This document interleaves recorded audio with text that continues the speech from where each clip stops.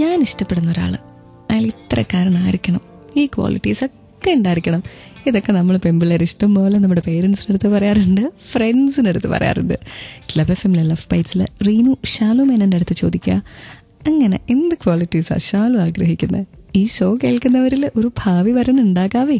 നല്ലൊരു first preference കൊടുക്കുന്ന നല്ലൊരു കലാകാരനായിരിക്കണം. അതിപ്പോൾ ഏതിനകത്ത് ഡാൻസർ എന്നുള്ളത് മാത്രമല്ല, നല്ലൊരു കലാകാരനായിരിക്കും, എന്നെ സപ്പോർട്ട് ചെയ്യുന്ന ഒരാളായിരിക്കണം. പിന്നെ ഈ പറഞ്ഞ എല്ലാവരും പറയുന്ന പോലെ തന്നെയുള്ള നല്ല സുന്ദരൻ അങ്ങനെയൊന്നുമില്ല എനിക്ക്. അത്യാവശ്യം നമ്മുടെ കൂടെ നിൽക്കുമ്പോൾ കുറ്റം പറയരുതാരും, അങ്ങനത്തെ ഒരു നല്ല അത്യാവശ്യം നല്ല ഒരു ഭംഗി വേണം. അത് പിന്നെ എൻ്റെ വീട്ടുകാരെ അറിയാലോ, എൻ്റെ വീട്ടിലെ 3 പേര്, ഞങ്ങൾ 3 പേരുള്ളൂ. എൻ്റെ അമ്മയൊക്കെ നോക്കി സപ്പോർട്ട് ചെയ്യുന്ന ഒരാളായിരിക്കണം.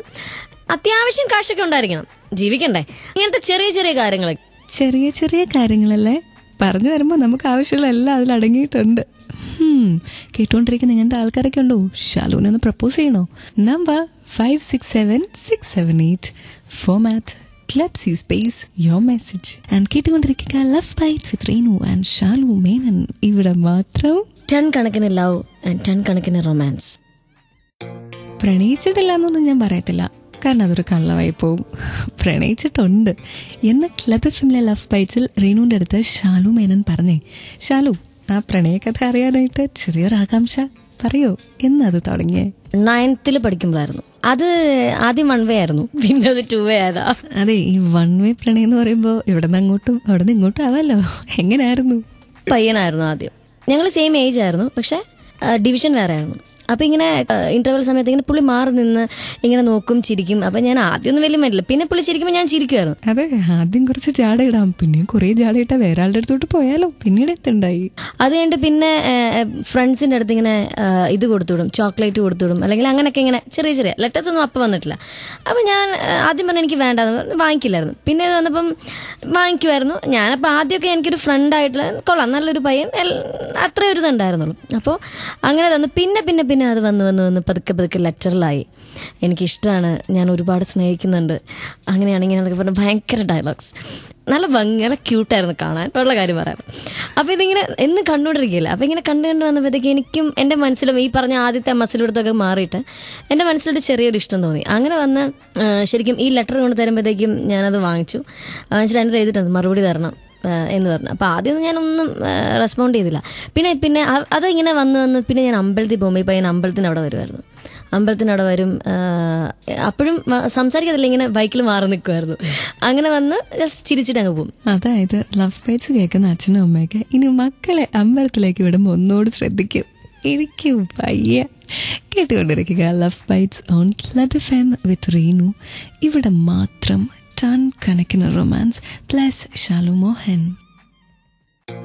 കേരളത്തിൻ്റെ നമ്പർ 1 FM ക്ലബ് FM-ൽ ഇത് പ്രണയിക്കുന്നവരുടെ സ്വന്തം നേരമാണ്, ലവ് ബൈറ്റ്സിൻ്റെ നേരം. കൂടെ റീനു ഉണ്ട്, ഷാലു മേനനുണ്ട്. ഷാലു, ഒരു ലവ് ലെറ്റർ കിട്ടിയത് എൻ്റെ അടുത്ത് പറഞ്ഞല്ലോ, എന്തായിരുന്നു ആ ലെറ്ററിൽ? ലെറ്ററിനകത്ത് ഉള്ളത് ഇതായിരുന്നു, അതായത് ഡിയർ ഷാലു, എനിക്ക് ഭയങ്കര ഇഷ്ടമാണ് ഷാലുവിനെ, പക്ഷെ എന്നെ ഒന്ന് നോക്കി ചിരിക്കുക എങ്ങനെ ചെയ്യാമല്ലോ, ഇത്ര മനസ്സിലെടുത്തൊന്നും ആവശ്യമില്ലല്ലോ, പക്ഷെ ഞാൻ അതുപോലെ എനിക്ക് അതുപോലെ ഇഷ്ടമാണ്, അതുപോലെ സ്നേഹിക്കുന്നുണ്ട്, എനിക്കൊരു റിപ്ലൈ തരണം ഇതിന്. കാരണം കുറേ ആയി ഞാൻ പുറകെ നടക്കുന്നു, ഓരോ തരത്തിൽ ലെറ്റർ തന്നു, പൂ തന്നു, അല്ലെങ്കിൽ മുട്ടായി ചോക്ലേറ്റ് തന്നു, ഒക്കെ ചെയ്യുന്നില്ല, ഇത്രയായിട്ട് ഒരു റിപ്ലൈ എന്തെങ്കിലും വേസോർണോ എന്ന് തരായിരുന്നു എന്നൊക്കെ പറഞ്ഞായിരുന്നു. ഞാൻ ആദ്യം ഒന്നും റെസ്പോണ്ട് ചെയ്തില്ല. പിന്നെ നമ്മൾ അങ്ങനെയൊക്കെ റെസ്പോണ്ട് ചെയ്താൽ നമ്മുടെ വില പോവില്ലേ? പിന്നെ അതിന് പിന്നെ ഞാൻ ഈ പറഞ്ഞല്ലോ, അമ്പലത്തിൽ വരുമ്പോഴത്തേക്ക് പയ്യനവിടെ വരും. അത് എന്നും എങ്ങനെയാണെന്ന് പോലും എനിക്കറിയില്ല കേട്ടോ. അതുപോലെ എനിക്ക് വീട്ടിലോട്ട് ഫോൺ ചെയ്തിട്ട് അമ്മയല്ലാണെങ്കിൽ ഫോൺ കട്ട് ചെയ്യും. അത് കഴിഞ്ഞ് ഞാൻ ചെല്ലുമ്പോഴത്തേക്കും ഹലോ ഷാലു, ഞാൻ സുരേഷ. അപ്പം എനിക്കിങ്ങനെ പറയാൻ പറ്റുമോ? അപ്പോൾ ഞാൻ എന്താ അപ്പം അമ്മ എടുത്തുണ്ടോ? ഞാൻ പറഞ്ഞു അമ്മയുടെ അമ്മയൊക്കെ അല്ലേ, പറയാൻ പറ്റില്ലല്ലോ. അപ്പം ഞാൻ പറഞ്ഞു ഉണ്ട്, എന്താന്ന് എനിക്കൊന്ന് സംസാരിക്കാം. അപ്പം ഇങ്ങനെ പുള്ളിയുടെ ഇതങ്ങ് പറഞ്ഞുകൊണ്ടിരിക്കുക. അപ്പോൾ എൻ്റെ ഒരു സാഹചര്യമൊക്കെ, എൻ്റെ വീട്ടിലെ സാഹചര്യം വെച്ചിട്ട് ഞാൻ എൻ്റെ അമ്മനൊക്കെ ഭയങ്കര സ്ട്രിക്റ്റ് ആയിരുന്നു. അപ്പോൾ എനിക്കതുകൊണ്ട് ആരോട് സംസാരിക്കാനും പോലും വയ്യാത്തില്ല. അതുപോലെ സ്കൂളിൽ നിന്ന് വരുന്ന സമയത്ത് NSS കോളേജിലെ ചേട്ടന്മാർ കാണും, ഇവരൊക്കെ ഇങ്ങനെ കുറേ കമൻറ്റ്സ് അല്ലെങ്കിൽ എന്തെങ്കിലുമൊക്കെ വെറുതെ പറയുമല്ലോ, ഇതൊക്കെ പുള്ളിക്ക് ഭയങ്കര ദേഷ്യമായിരുന്നു. അപ്പം ഞാനതുകൊണ്ട് ആരോടും നോക്കാതെ ഇങ്ങനെ മൈൻഡ് ചെയ്യാതെ ഇങ്ങനെ വരുമായിരുന്നു. അപ്പോൾ അങ്ങനെ ഇരുന്നപ്പോൾ ഈ പയ്യൻ്റെ അടുത്ത് അങ്ങനെ വന്ന് പിന്നെ ആ ഫോൺ ചെയ്ത് സംസാരിച്ച് വന്ന് ഇടയ്ക്കിടയ്ക്ക് വിളിക്കും. അപ്പോൾ അമ്മയോടൊപ്പം എനിക്ക് സംസാരിക്കില്ല, ഞാൻ കട്ട് ചെയ്യും. ഓഹോ, കട്ടിയിൽ മാത്രമല്ലല്ലേ വിളിക്കുന്ന ആളോട് ഇനി വിളിക്കണ്ട കേട്ടോ എന്നൊന്നും നമ്മൾ പറഞ്ഞില്ല. കാരണം എൻ്റെ മനസ്സിലൊരു ഇഷ്ടമുണ്ട്. ഓ പാവം, വിളിച്ചോട്ടെ. വിളിച്ചോട്ടെ എന്നുള്ളത്. പക്ഷെ ഞാൻ അങ്ങോട്ട് ഓപ്പൺ ആയിട്ടുമില്ല, എനിക്ക് ഇഷ്ടമാണെന്ന് ഞാൻ പറഞ്ഞിട്ടില്ല. ഞാൻ ഇങ്ങനെ പറയണ വേണ്ടത് ഇങ്ങനെ ഉണ്ട്, കാരണം അത്രയ്ക്ക് പുറകെ നടക്കുന്നുണ്ടേ. അയ്യോ, പുറകെ നടക്കുന്നതുകൊണ്ട് മാത്രമായിരിക്കും നമുക്കങ്ങനെ തോന്നിയേ. പിന്നെ ഇതിലൊരു പോയിന്റ് ഉണ്ട് കേട്ടോ. കുറേ നാളൊരാൾ പുറകെ നടന്നു കഴിയുമ്പോൾ നമുക്ക് തന്നെ തോന്നും, ഇത്രയ്ക്ക് ഇഷ്ടമാണോ എന്നാൽ നമുക്കും തിരിച്ചൊന്ന് പറഞ്ഞു കൂടെയെന്ന്. കേട്ടുകൊണ്ടിരിക്കുന്ന ആൺകുട്ടികൾക്കും പെൺകുട്ടികൾക്കും ഒരു ക്യൂ ആണ്. പിന്നെ ഇങ്ങോട്ടൊരു മെസ്സേജ് അയക്കാനുള്ള നമ്പർ ഞാൻ പറഞ്ഞിരുന്നു, ഒന്നുകൂടി റിപ്പീറ്റ് ചെയ്യട്ടെ. Number 567678. Format club C space your message.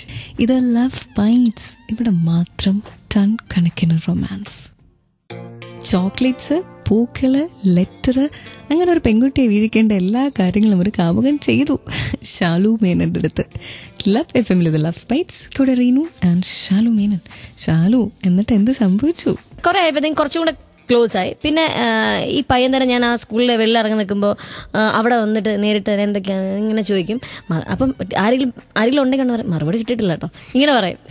അപ്പം ഞാൻ പറയും തരാം എന്നൊക്കെ പറഞ്ഞ് അവിടെ വരെ എത്തി. ഡിഗ്രിയുടെയും PGയുടെയും കഥയൊന്നുമല്ല, 9ാം ക്ലാസ്സിലാണ് സംഭവിക്കുന്നതെന്ന് എല്ലാവരും ഓർക്കണം. അത് 10 വർഷങ്ങൾ കൊഴിഞ്ഞു പോയിക്കൊണ്ടിരിക്കുകയാണ്. അപ്പം ആ വർഷം തീരല്ലേ. അപ്പം അങ്ങനെ വന്നപ്പോഴത്തേക്കും ലാസ്റ്റ് തീരുന്നതിനൊക്കെ ആ ഒരു ടൈമിൽ എക്സാമിനൊക്കെ സമയത്ത് ഞാൻ എന്നോട് വന്നിട്ട് പറഞ്ഞു, ഇഷ്ടമല്ലെങ്കിൽ അത് പറ, വെറുതെ എന്തിനാ ഇങ്ങനെ. ഞാൻ പറഞ്ഞു എനിക്ക് ഇഷ്ടക്കുറവൊന്നുമില്ല. അവരോട് ഇഷ്ടക്കുറവൊന്നുമില്ല, ഇഷ്ടമാണ് തന്നെ. അപ്പം ഞാൻ പറഞ്ഞു നാളെ അമ്പലത്തിൽ വരില്ല, അപ്പം കാണാമെന്ന് പറഞ്ഞു. അപ്പം അങ്ങനെ വന്നപ്പോഴത്തേക്കും ശരി ഓക്കെ. എന്നിട്ട് ഇവൻ രാത്രി തന്നെ വിളിച്ചിട്ട് നാളെ വരില്ല, രാവിലെ അമ്പലത്തിൽ എത്ര മണിക്കായിരുന്നു? ഞാൻ പറഞ്ഞു രാവിലെ 6 മണിയാകുമ്പോൾ ഞാൻ ഇന്ന് അമ്പലത്തിൽ വരും എന്ന് പറഞ്ഞു. അപ്പം ഞാൻ എത്തിക്കോളാം, കറക്റ്റ് 6 മണിക്ക് അവിടെ കാണും കേട്ടോ. അപ്പോൾ അങ്ങനെ വന്ന് ലാസ്റ്റ് അവിടെ വെച്ചിട്ട് ഞാൻ പറഞ്ഞു എനിക്ക് ഇഷ്ടമാണെന്ന് പറഞ്ഞു. കുറേ കാലം കാത്തിരുന്നെങ്കിൽ എന്താ, പോസിറ്റീവ് റെസ്പോൺസ് കിട്ടാൻ പറ്റിയില്ലേ? പ്രണയിക്കുന്ന ആരുടെയെങ്കിലൊക്കെ പിന്നാലെ നടക്കുന്ന ആൾക്കാരോട് ഞാൻ പറയാം, നമ്മൾ കുറേ നാളിങ്ങനെ കണ്ടിന്യൂസ് ആയിട്ടൊക്കെ നടന്ന് കഴിയുമ്പോൾ ഏത് കഠിന ഹൃദയവും ഒന്നിളകും. കേട്ടുകൊണ്ടിരിക്കുക club FM love bites with Reenu. ഇവിടെ മാത്രം ടൺ കണക്കിന് റൊമാൻസ്.